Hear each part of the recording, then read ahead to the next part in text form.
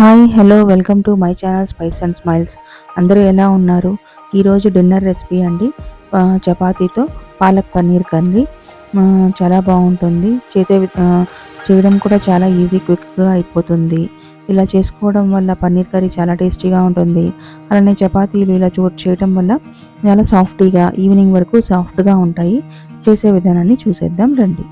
So ముందుగా ఒక గిన్నెలో హాట్ వాటర్ తీసుకోవాలండి. బాగా బాయిల్ అవుతున్నప్పుడు మనం ఈ పాలకూరని క్లీన్ చేసుకొని ఇలాగ గిన్నెలో వేసి హాట్ అవ్వనివ్వండి, బాగా వేడి అవ్వనండి.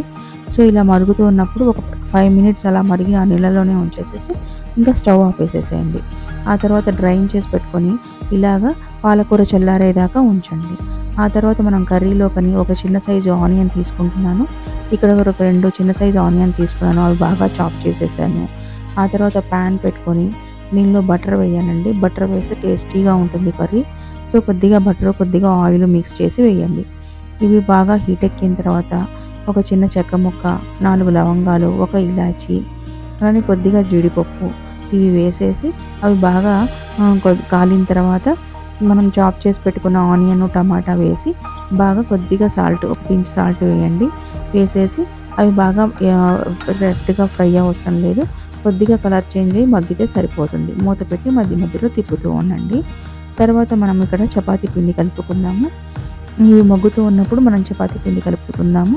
సో చపాతీ పిండికి కొద్దిగా చపాతీ పిండి తీసుకొని కొద్దిగా సాల్ట్ వేసానండి. మధ్య మధ్యలో కొద్దిగా వాటర్ మిక్స్ చేస్తూ కలుపుతూ చిన్నగా స్మూత్గా కొద్దిగా చపాతీ పిండిలో కొద్దిగా వాటర్ ఎక్కువ వేస్తే కొద్దిగా అవి వాటర్ పీల్చుకొని మనం చేసే టైంకి స్మూత్గా వస్తాయండి. కొద్దిగా వాటర్ ఎక్కువ పోసి ఇలాగ స్మూత్గా డౌగా ఒక ఉండలాగా చేసి పక్కన పెట్టుకోండి. ఇప్పుడు పన్నీరు ఒక 10 మినిట్స్ ముందున తీసేసి అది వాటర్లో వేసి ఉంచండి. మనం చేసే టైంకి స్మూత్గా అయిపోతుంది. ఈ పేస్ట్ కూడా అయిపోయిన తర్వాత ఈ పాలకూరని అలాగని మనం తీసుకున్న ఈ టొమాటో మిశ్రమాన్ని మిక్స్ చేసి ఉంచండి. ఆ తర్వాత ప్యాన్ తీసుకొని దానిలో కొద్దిగా ఆయిల్ వేసి కొద్దిగా జీలకర్ర, కరివేపాకు, అలానే కొద్దిగా ఎండుమిర్చి వేసి ఇలా మనం గ్రైండ్ చేసి పెట్టుకున్న మిశ్రమాన్ని కూడా వేసేసి కొద్దిగా సాల్ట్, కారము, అలానే ధనియాల పొడి వేసేసి మిక్స్ చేసేసి మూత పెట్టేసేయండి. ఆ పాలకూరలో వాటర్ అంతా వస్తుంది కదండి, ఆ వాటర్ అంతా ఇంకిపోయేదాకా అదాన్ని మీడియం ఫ్లేమ్లో, లో ఫ్లేమ్లో పెట్టేసేసి అప్పుడప్పుడు మిక్స్ చేస్తూ ఉంచండి. ఇప్పుడు అది మరుగుతూ ఉన్నప్పుడు మనం ఈ పన్నీర్ని కట్ చేసుకుందాము. ఇలాగ చిన్న చిన్న ముక్కలుగా కట్ చేసుకుంటే మనం తినేటప్పుడు ఈజీగా ఉంటుంది. ఈ సైజ్ ముక్కలు అయితే సరిపోతుంది. ఈ పన్నీర్ ఇది వాటర్ అంతా ఇంగిపోయిన తర్వాత సో కొద్దిగా కసూరి మేతి ఒక 1/2 స్పూన్ తీసుకొని అందులో వేసేసి అలానే తీసుకున్న పన్నీర్ వేసేసి ఒక 5 మినిట్స్ మూత పెట్టి ఒక 5 నిమిషాలు ఉండండి. ఫైనల్గా కొత్తిమీర తీసుకొని ఇలా చాప్ చేసి కొత్తిమీర తీసుకొని అది వేసేసి ఇంకా మూత పెట్టేసి స్టవ్ ఆపేసేయండి. మనకి పన్నీర్ కర్రీ రెడీ అయిపోయింది. ఇలాగా తర్వాత చపాతీ ప్రిపరేషన్ చూద్దాము. చపాతీ కోసం ఇలా చిన్న చిన్న ఉండలుగా తీసుకొని వాటిని చపాతీలను చేసేసి